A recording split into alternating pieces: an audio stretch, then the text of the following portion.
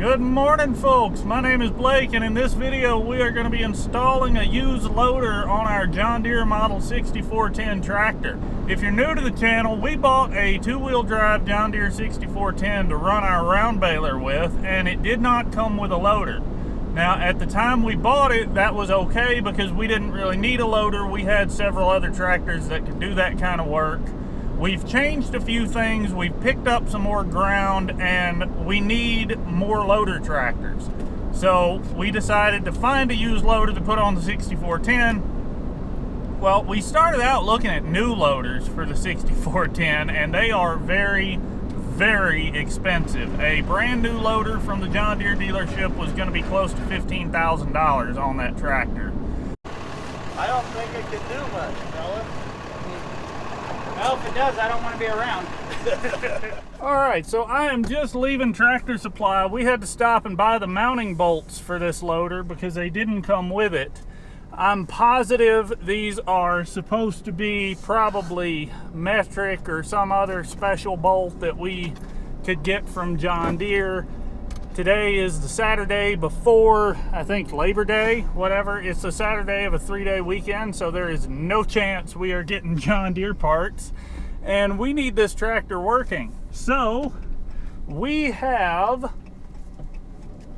7/8 inch diameter bolts, and they are just about a 1/16 of an inch larger than the holes in the loader mounts and presumably the holes in the tractor frame. So that means we're going to get to drill out, I think it's like 16 holes between the two brackets. And that's what I'm wondering, if we don't just run one of these bolts in and that chews out enough crud that they can go together and actually work. Let's see if I'm going to break something or be successful.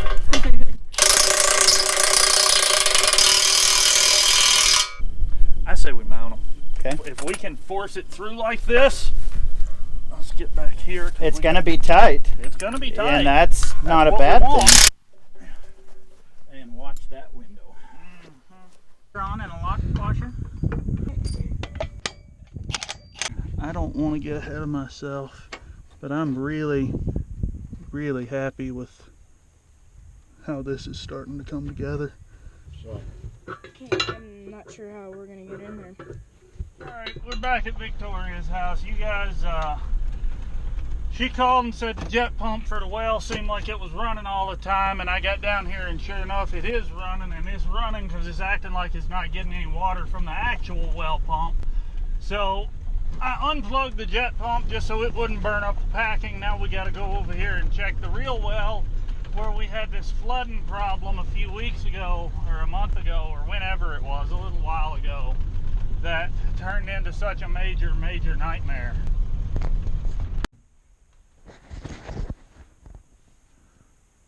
Why, it's bad. Why ain't it doing nothing though? Oh, that's bad.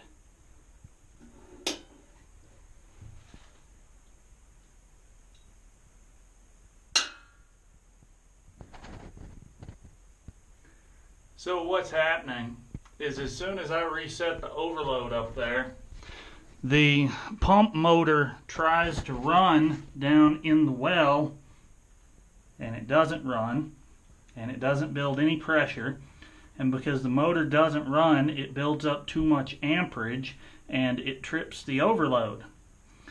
So I don't think there's any trouble at all with this pressure switch, but I'm going to open it up first and pray that there is something goofy.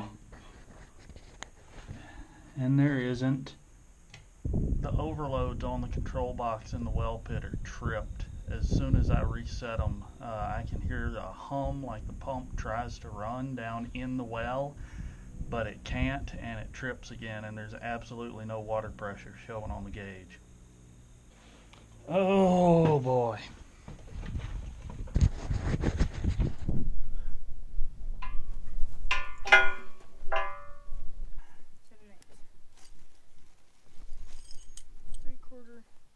For the starters, clear down underneath, next to the frame. And the oil Can't even tank. get to it. I can't even. And that tire was leaking like a sieve when we pulled up.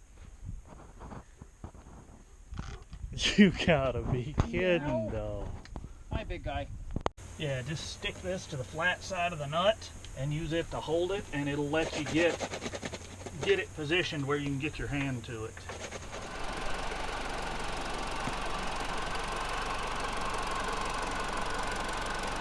Whoa! Whoa! Got it! Whoa! We got something pouring over here. We're leaking diesel like crazy.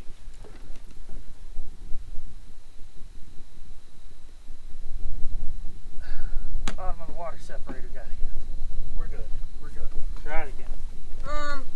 Like, man, I smell fuel.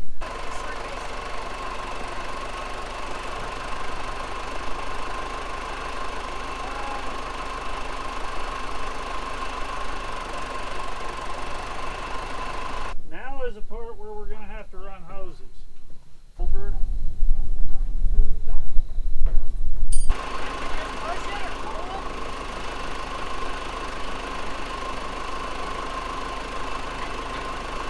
How do you change that? I was going to say, if I pop a fitting loose, I might be able to move it by hand, but I'm afraid these cylinders, if they've just been rebuilt, they may be too tight for that.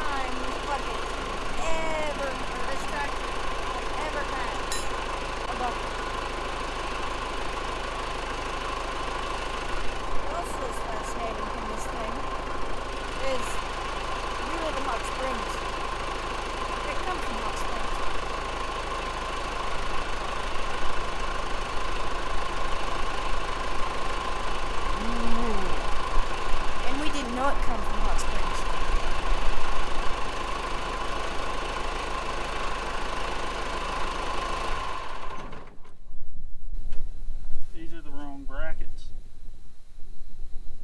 You got a good ½ inch on this side.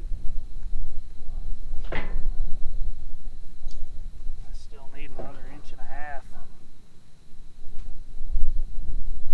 That really sucks.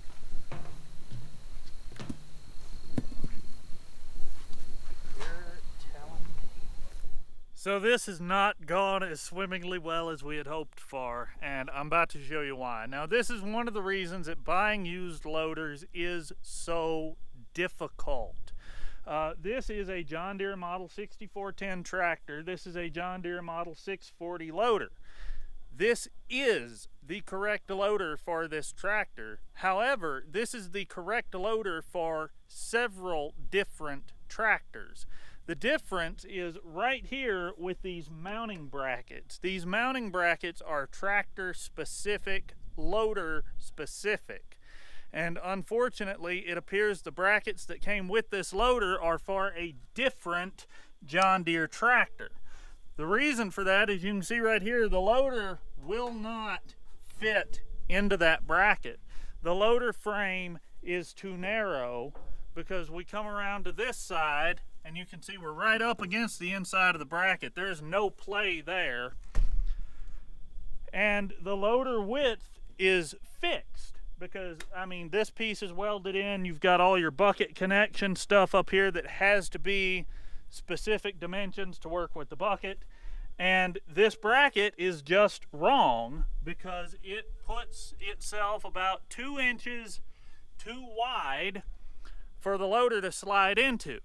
This bracket came off a tractor with a narrower frame. These brackets are different widths, so we've contacted the gentleman we bought it from.